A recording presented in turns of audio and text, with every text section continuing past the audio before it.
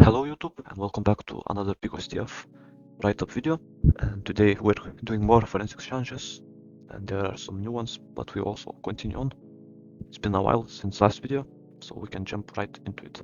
So the first challenge is called Riddle Registry and we just have a PDF. There's nothing interesting in the description, and if we look at the PDF we see there is some blacked out text, so we can just Ctrl A and Ctrl C to copy all of the text.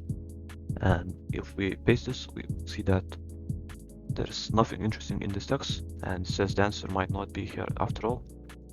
And if we download the PDF, we can run XF tool on it and we will see that the auto seems to be base64 encoded string. And if we decode it like this, we get the flag. So the next challenge is also pretty similar. This is steganography. It's called hidden in plain sight. We have a JPEG and it says that something is out of the sight inside the file. So I have this image here. We can run XF tool like last time and we see this content, so we can decode it because it looks like base64 again, and we get this tag height and some more base64. And if we do the same, we get password.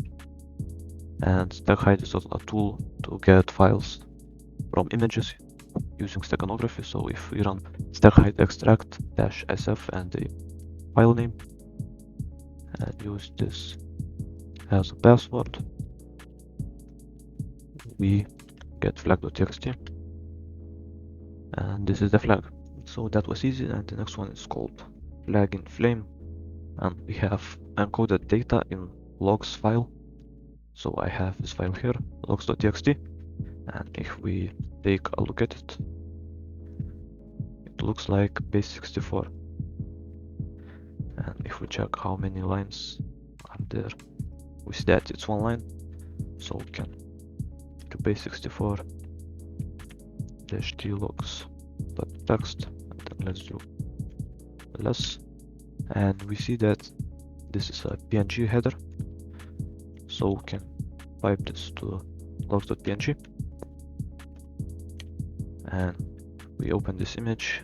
We see that we have these numbers, looks like hex, and to get the numbers I will use Google Lens. So I uploaded this image and this is the string, and we put it in CyberShep. It suggests this is hex and we get the flag, which is almost correct. We just need to change the X for curly bracket. Last easy challenge is called corrupted file, and in this challenge we need to figure out what type of file is it and then fix the bytes so it can be opened without errors. So we have this file called file, and if we do less on file, we see that it looks like we see JFIF here, which is a magic byte of a JPEG file. And if we go to Wikipedia and look at list of file signatures and search for JFIF, we see that this is JPEG format, and this is how the signature should look like. And if we just rename the file and try to open it, we get that contains errors. So we need to change the bytes for it to work. We can do XFD on file and look at the top only. We see that it looks, I can copy these bytes, and we can see that the first pair of bytes doesn't match the ones down here, and then it matches after that.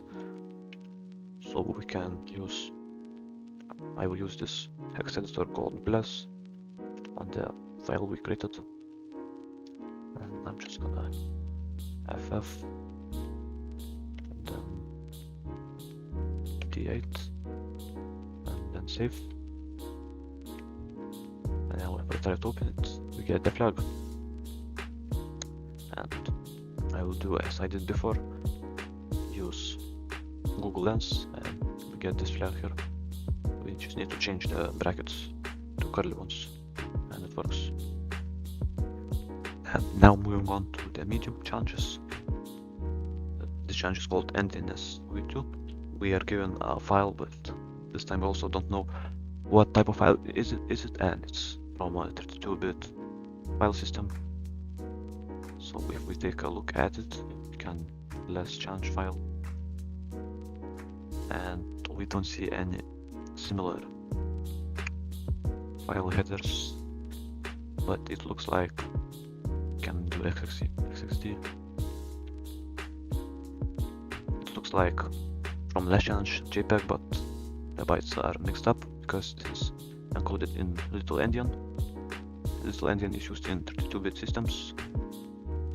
So to do the challenge, we will need CyberChef, and there are other ways, but in CyberChef it's super easy to do this. We can just upload this file here, then we can turn this into hex. Now we have this hex, we can swap the NDNS. So this is now big endian. We can copy this and paste it into the input. And now we can render the image. And yeah, that's how you can easily do this with CyberChef. And this shows that this tool is really powerful for CTFs. And I just uploaded this to Google Lens, so I don't need to type it out, and we get the flag. Okay, and finally the next challenge is not about file bytes and stuff like that. So in the diary we need to have a look at the disk image. I have it downloaded here. We can run file on it. You see that we have three partitions, one Linux one, and then swap in the middle, and the third one is partition. You can run mmls to see the more in depth what these partitions. And for this challenge I will, yes, all of these tools I will be using. This is part of an autopsy tool for forensics. I have already run this, displays the partition layout. And now we can look at the files with FLS, so it lists the files and directory names. To run FLS, I'm gonna run on the third partition. So dash O is for offset, so this is the offset where the partition starts, and dash R is for recursion, so we can see every file, not just in a slash directory. Then yeah, dash P is for full paths of files, and then this image. So as we can see, it's based out of all of the files, and you can use grep. So we're most likely looking for .txt files, so there's no grep for that. And we see root secrets in Inocache file.txt.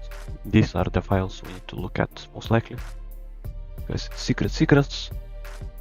So to do that, we will use another tool called icat. Yes, outputs the contents of a file. We can use icat on the same partition, cat all of the files, but we will turn it into XXD, so we don't get that bunch of unreadable garbage.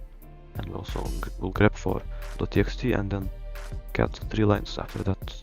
If we run this, and from this output we can see parts of the flags scattered throughout this.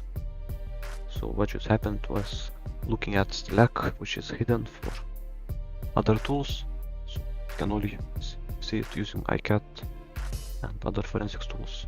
So basically those files were hidden, like deleted metadata, and throughout those files there was our flag.